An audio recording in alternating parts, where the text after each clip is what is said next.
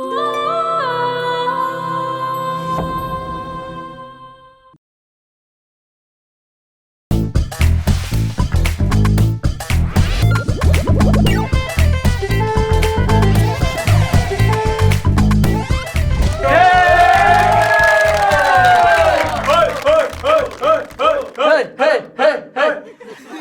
অবস্থা সবাই? ভালো? ভালো। কেমন ভালো? খুব ভালো। Thank you. আমার থেকে? আচ্ছা ঠিক আছে, আমার থেকে দেখতে আপনি ভালো মাশাআল্লাহ। যাই হোক, এখানে যারা আমরা বসছি মোটামুটি মাশাআল্লাহ সবার তো ফেসবুক আছে। Yes yes. এখন তো ফেসবুকের যুগ, আমারও ফেসবুক আছে, সবারই ফেসবুক আছে। তো মানুষের যে চরিত্র, এটা হচ্ছে ফেসবুকে আপনি ধরেন দুই ধরনের চরিত্র দেখতে পাবেন। একটা হচ্ছে কমেন্ট বক্সে আর একটা হচ্ছে ইনবক্সে। যেমন যেমন ধরেন কোন একটা সুন্দরী মেয়ে, যে ওই আপুটার মতো সুন্দরী কোন একটা মেয়ে যদি একটা ছবি আপলোড করে ফেসবুকে, অনেক পাপি আছে যারা হচ্ছে কমেন্ট করবে নাউজুবিল্লাহ, আপনি কি পর্দা করেন না? এই পাপি আবার যে ইনবক্সে মেসেজ দিবে, মাশাআল্লাহ আপনাকে খুব সুন্দর লাগছে, আমরা কি বন্ধু হতে পারি?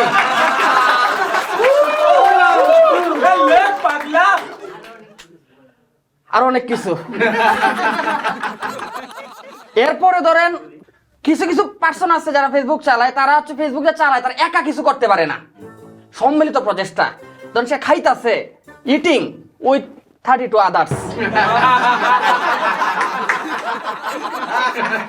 ট্রাভেলিং টু বান্দরবন উইথ অমুক এবং 32 আদার্স।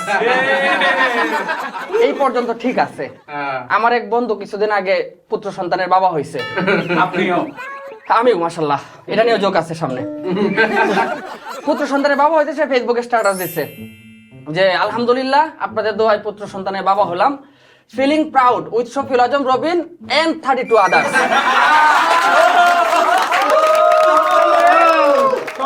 আমি বুঝলাম না, আমি সহ বাকি 32 জনের কি ভূমিকা ছিল।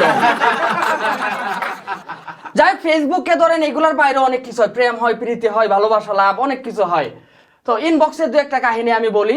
তো একটা সময় ছিল যখন আমরা ফেসবুক চালাইতাম, তখন ধরেন মেয়েরা ফেসবুকে খুব একটা ছবি দিত না। এই 2016, 17, 15 দিকে তারা হচ্ছে ছবি দিত না। তো একটা মেয়ের সাথে আমার অনেক দিন কথা হইতেছে প্রেম নিয়ে, প্রেমের বাইরেও আরো অনেকটা দূরে আগায় গেছি। তো মেয়েটাকে আমি তখনও দেখতে পারি নাই। তো একদিন চিন্তা করলাম যে ওকে আমার একটু দেখতেই হবে। তা আমি ওর মেসেজ দিলাম যে বাবু, আমরা তো অনেক দিন হয়ে গেল, তোমার তো আমি একটু দেখতে চাইতেছি, তোমাকে একটু দেখতে চাই, একটা ছবি পাঠাও না। কইলে যে কি ছবি পাঠাবো? ছবি তো আমার প্রোফাইলেই আছে। যাও আমার প্রোফাইলে যা দেখো, আমার ছবি আছে। তা আমি কইলাম বাবু তোমার প্রোফাইলে তো গাড়ির ছবি দেওয়া। কই গাড়ির দরজাটা খুলে দেখো, ভিতরে আমি বসে আছি।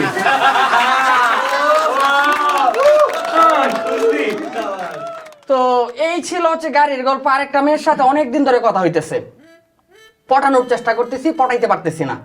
মেসেঞ্জারে অনেক ধরনের ছন্দ লিখে মানে ওকে পাঠাই, অনেক রোমান্টিক মেসেজ লিখে পাঠাই, ও পড়তেছে না। বললাম তোমার সমস্যা কি? আমি আসলে ছেলেদেরকে বিশ্বাস করি না। বললাম কেন ছেলেদেরকে বিশ্বাস করো না কেন?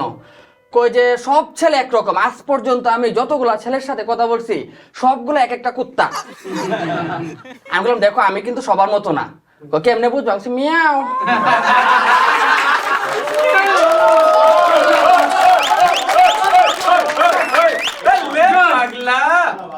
তো একজনের সাথে কথা বলতেছি, তো মেলা দিন কথাবার্তা হয়েছে, মানে চ্যাটিং এ কথা বলতেছি, মানে আমার গার্লফ্রেন্ড আর কি কাইন্ড অফ। তো কথা হইতেছে, তো ওকে আমি বললাম যে চ্যাটিং এ তো অনেক সময় কথা বলতে ভালো লাগে না, একটু ফোনে কথা বলি, মিষ্টি মধুর কণ্ঠটা শুনতে ইচ্ছা করে। তো আমি বললাম যে তোমার কণ্ঠটা শুনতে খুব ইচ্ছা করতেছে, একটু কল দেই। কয় বাবা আছে। আমি বাবা কত পিস আছে, এটা কি কক্সবাজার?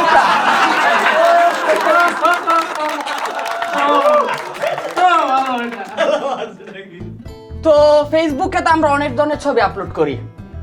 তা রিসেন্ট টাইমে আমি একটা দারুণ সুন্দর একটা ছবি আপলোড করলাম, পিছনে ব্যাকগ্রাউন্ড সুন্দর, হাতে একটা সিগারেট, এস্থেটিক একটা ছবি আমি আপলোড করছি ফেসবুকে। সেই সিনেমাটিক মানে অ্যাট্রাকটিভ। তো একটা মেয়ে এই ছবি দেখার পরে আমাকে মেসেঞ্জারে নক দিছে, এই রবিন। আমি হ্যাঁ বলো। তুমি কি সিগারেট খাও? হ্যাঁ খাই। তো ঠিক আছে তুমি সিগারেট খাও, ঠিক আছে, কিন্তু সিগারেট ওলা একটা ছবি তুমি ফেসবুকে আপলোড করে দিছো, তোমার লজ্জা লাগে নাই? আমি কি বলো লজ্জা লাগবে কেন? আমি কি ল্যাংটা হয়ে ছবি আপলোড করেছি?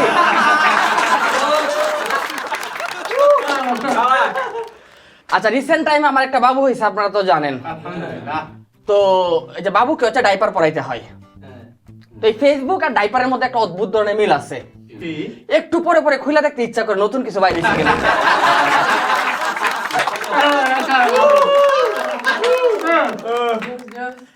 যাই হোক, এখনকার যুগে মানে আমরা যখন নতুন জন্মগ্রহণ করতাম, আমাদের সময় কি হইতো?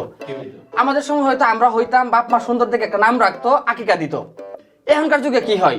বাচ্চা হওয়ার পরে সুন্দর করে একটা নাম রাখে, নাম রাখার পরে সাথে সাথে একটা ফেসবুক পেজ খুলে ফেলে।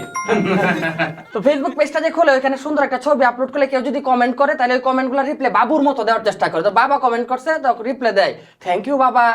আন্টি কমেন্ট করে, রিপ্লাই দেয় থ্যাংক ইউ আন্টি। এটা নিয়ে আমার কোনো সমস্যা না। সমস্যাটা যখন বাবা কমেন্ট করে, রিপ্লাইটা দেয় থ্যাংক ইউ বাবা, কিন্তু এই পেজটা চালায় কিন্তু ওর মা।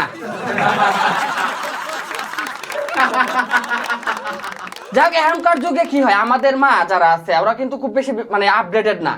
অনেক আগের মানুষ, ফেসবুক সম্পর্কে খুব একটা আইডিয়া রাখে না। তাও আমি আমার আম্মার একটা ফেসবুক অ্যাকাউন্ট খুলে দিচ্ছি। বেসিক কিছু জিনিস, কোথায় মানে কি কমেন্ট করতে হবে, লুকিং বিউটিফুল কোথায় কোথায়, এটা লিখে ওটা লিখে কমেন্ট করতে, এগুলো আমি শিখাই দিছি। তো ফেসবুকে কিছু কমেন্ট থাকে না, যে কেউ মরে গেলে লেখা থাকে RIP, রেস্ট ইন পিস।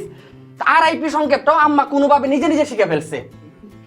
তো আমি আমার শ্বশুর গত কিছুদিন আগে অ্যাক্সিডেন্ট করছে। তো আমার শ্বশুর ফেসবুকে একটা পোস্ট করছে যে আজকে মানে একটা কঠিন অ্যাক্সিডেন্ট করে ফেললাম, আল্লাহ রহমত করছে, এখন হাসপাতালে আছি। আমার আম্মাকে এখানে সুন্দর করে একটা কমেন্ট করছে রেস্ট ইন পিস, দুইটা কান্নার ইমোজি। আমি বললাম যে আম্মা তুমি আমার তো মান সম্মান চলো, আম্মা তুমি এটা কি করলা, তুমি রেস্ট ইন পিস লেখছো। ও কেন, কি হয়েছে? তোর শ্বশুরে বলছি শান্তিতে আরাম করো।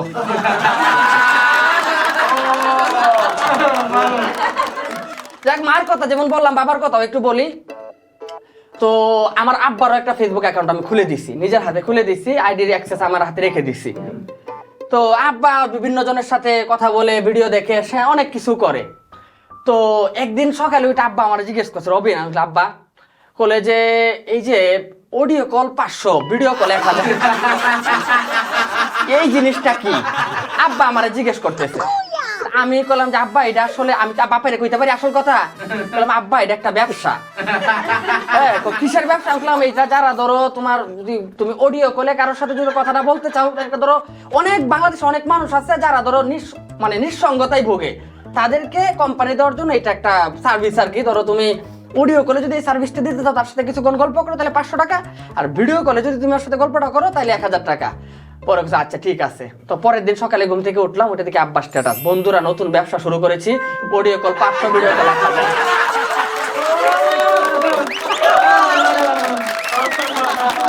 থ্যাংক ইউ, আবার দেখা হবে ইনশাআল্লাহ। আসসালামু আলাইকুম।